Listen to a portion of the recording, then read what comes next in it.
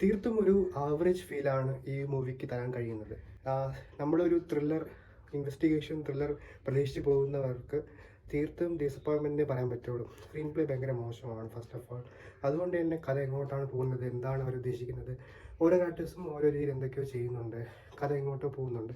First എന്ത് കാണിക്കുന്നു, first half വരെ കഥ നല്ല സ്മൂത്തായിട്ട് ഓക്കെ കൊള്ളാമെന്ന രീതിയിൽ പോകുന്നുണ്ടെങ്കിലും സെക്കൻഡ് ഹാഫ് ഭയങ്കര ഡിസപ്പോയിൻമെൻ്റ് ആണ്. പിന്നെ കുറേ പോരായ്മകളുണ്ട്. ക്ലൈമാക്സ് അത്ര ഒരു ഇമ്പാക്റ്റ് തന്നില്ലെന്ന് പറയാം.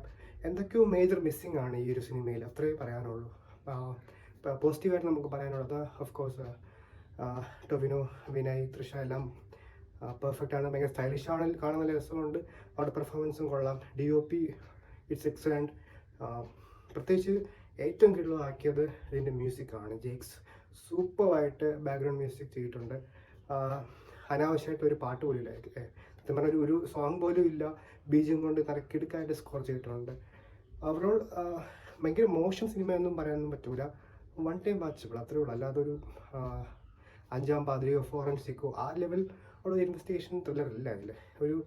പിന്നെ ലാസ്റ്റ് എനിക്ക് പറയാനുള്ളത്, പ്ലീസ് സ്റ്റോപ്പ് ഈ റേപ്പ് കേസ് വെച്ച് ഇൻവെസ്റ്റിഗേഷൻ ത്രില്ലേഴ്സൊക്കെ സ്റ്റോപ്പ് ചെയ്യും. ഓൾറെഡി നമ്മൾ ഫെഡപ്പ് ആയിരിക്കുകയാണ്. നമ്മൾ സോഷ്യൽ മീഡിയ നോക്കിയാലും ന്യൂസ് നോക്കിയാലും എവിടെ നോക്കിയാലും റേപ്പ് മാത്രമേ ഉള്ളൂ.